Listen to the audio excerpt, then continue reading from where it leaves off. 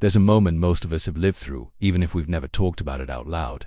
You're in a meeting, or at a dinner party, or on a date, or maybe just standing in a group of people you want to impress, and someone asks you a question, a simple question, really, and you open your mouth, and what comes out is nothing, or worse, something that made perfect sense in your head but lands somewhere between confusing and forgettable. You trail off. You say, you know what, I mean, because honestly you're not sure you do. And then someone else in the room says almost exactly what you were trying to say, but they say it cleanly, confidently, effortlessly, and suddenly everyone is nodding and laughing and paying attention to them. And you're standing there, wondering, what do they have that I don't? It's a painful thing to admit, because we all like to believe that intelligence is the currency that matters, that if you're smart enough, people will see it. But the uncomfortable truth, the one nobody really tells you, is that intelligence without articulation is nearly invisible. You can have the most brilliant mind in the room, the most creative solution, the most important perspective, and if you can't translate that into language that lands, it might as well not exist. Not because people are shallow, but because communication is the bridge between your inner world and the world everyone else can see. And if that bridge is shaky, it doesn't matter how incredible the view is on your side. This audiobook is about building that bridge, not in a stiff, academic way, not in a follow these 7 robotic rules way, but in a real, human, immediate way that you can start using today in your next conversation, your next meeting, your next moment where it matters. We're going to go deep into 5 transformative secrets drawn from the insights of how to be more articulate. And by the time we're done, you're going to hear the world a little differently. You're going to hear yourself differently. And the people around you, they're going to hear you differently too. Let's begin. The first secret sounds almost too simple when you first hear it. But give it a moment, because it has a way of rearranging something in your mind that doesn't easily go back. The secret is this. Most people think that being articulate means having better words. It doesn't. Being articulate means having clearer thoughts. The words are just the exhaust fumes of thinking. If your thinking is murky, no amount of vocabulary is going to save you. Think about the last time you heard someone give a rambling explanation, maybe in a meeting, maybe in a conversation. They used plenty of words, some of them were even big words, but nothing landed. You walked away unsure what the point was. Now contrast that with a child, a genuinely young child, explaining why they love their favorite cartoon. Pure clarity. You know exactly where they stand. You know exactly why. There's no confusion, no hedging, no trailing off. The words are small. The thought is crystal. This is the foundation. And what this means practically is that before you ever open your mouth, the most powerful thing you can do is slow down your thinking, not your speaking, and ask yourself one question. What is the single most important thing I want this person to understand? Not 3 things. Not 5-1. Because here's what the research in communication psychology tells us. The human brain doesn't process information in bullet points. It processes information in stories and in singular impressions.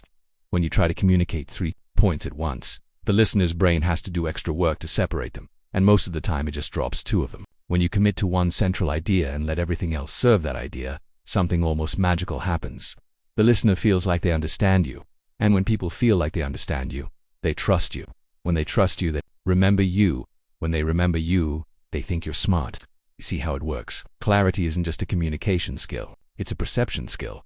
This is why some of the most respected voices in business, the Elon Musks, the Steve Jobses, the Oprah Winfreys of the world, are so compelling even when they're talking about complex things. They don't give you everything. They give you the spine of the idea, the one thing, and then they let that one thing do its work. You can practice this starting today. In your next conversation, pick your one thing before you speak. Not while you're speaking. Before, even if it takes you 2 extra seconds of silence. That pause will make you look more thoughtful, not less. And what comes out the other side will hit harder than anything you could have produced by just opening your mouth and hoping for the best. The second secret is about something most articulate people do instinctively but almost no one teaches directly. It's the art of the concrete. Vague language is the enemy of sounding intelligent, and yet it's the default setting for most people when they're nervous or trying to sound impressive.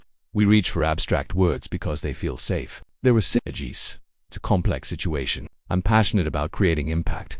These sentences contain almost no information. They sound like something, but if you press on them, they dissolve. They're linguistic fog. Concrete language, on the other hand, creates pictures. And pictures are how the human brain actually stores information.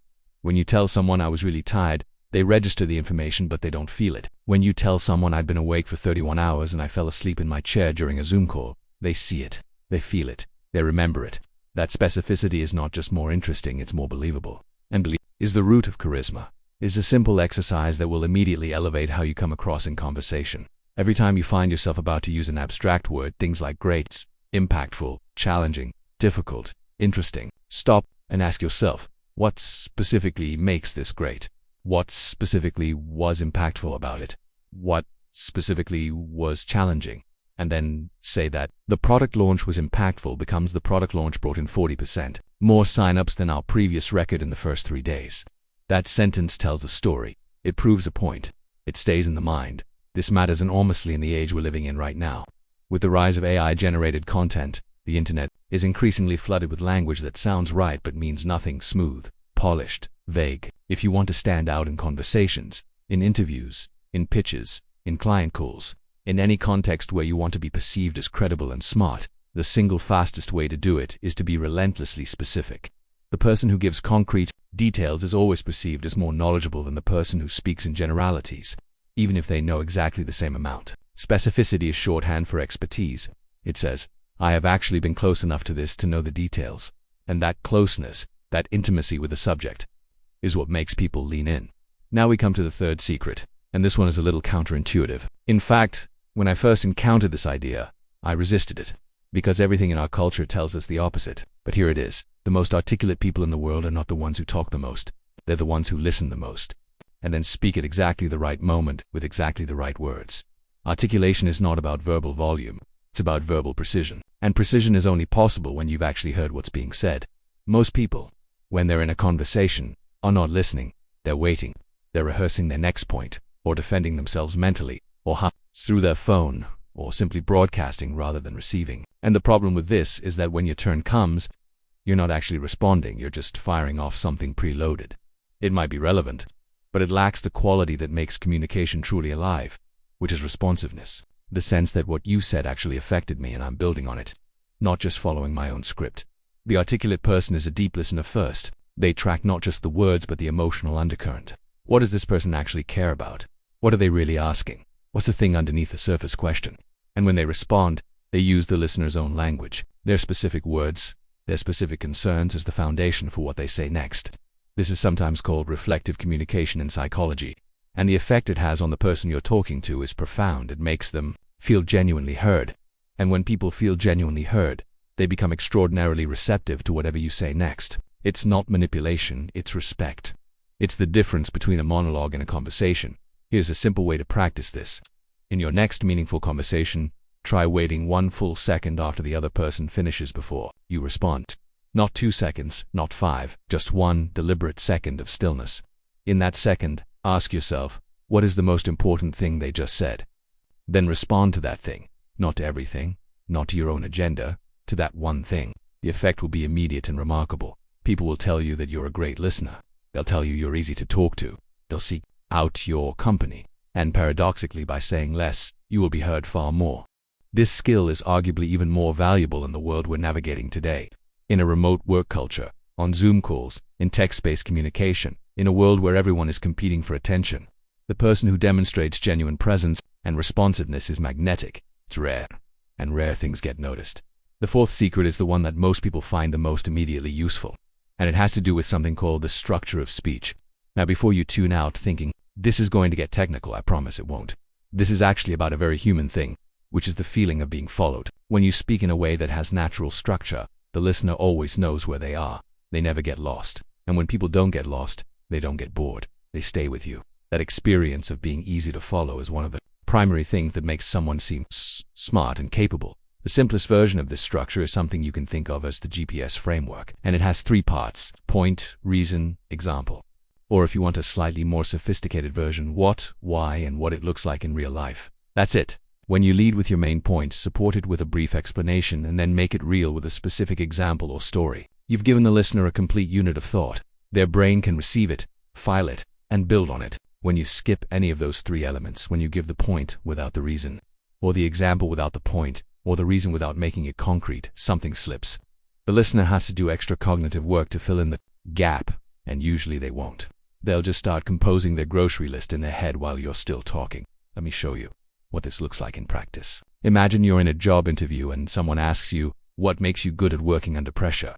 The inarticulate answer is something like, I'm actually really good under pressure. I work well when things are stressful. That tells the interviewer nothing they couldn't get from anyone else.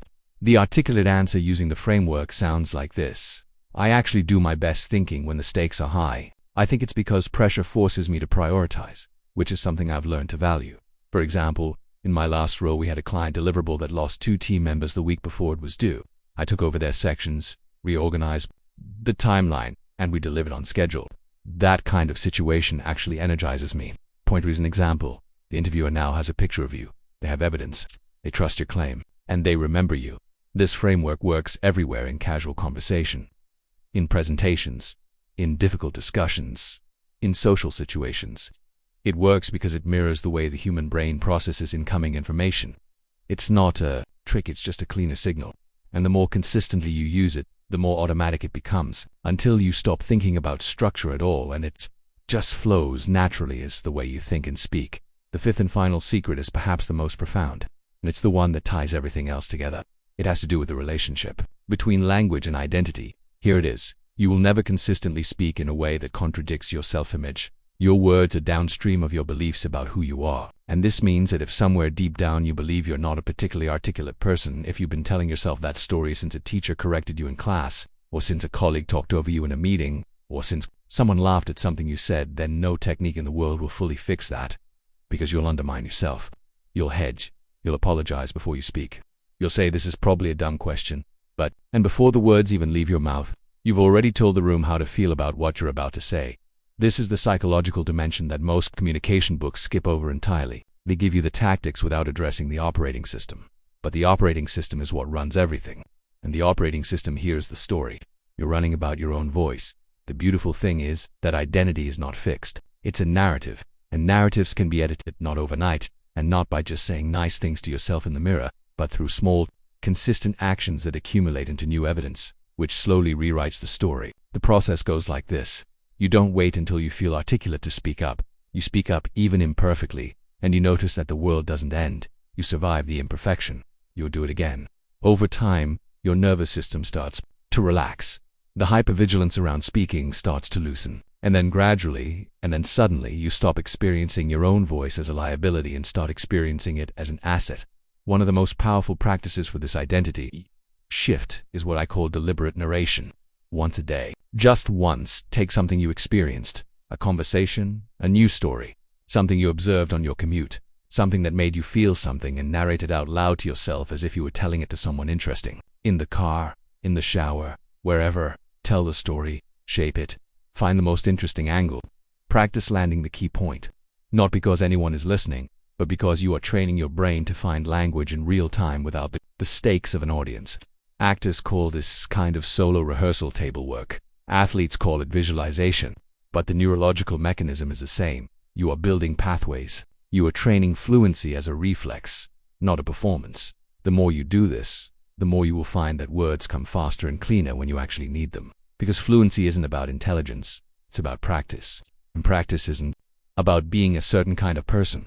It's about doing a certain kind of thing consistently, imperfectly, and without waiting to feel ready. Now let's bring all 5 of these secrets together for a moment. Because they're not separate techniques, they're interconnected pieces of a single whole. Clarity of thought is the foundation. It tells you what you want to say. Concrete language is the texture. It gives your thoughts weight and memory. Deep listening is the context. It tells you when and how to deliver your thoughts.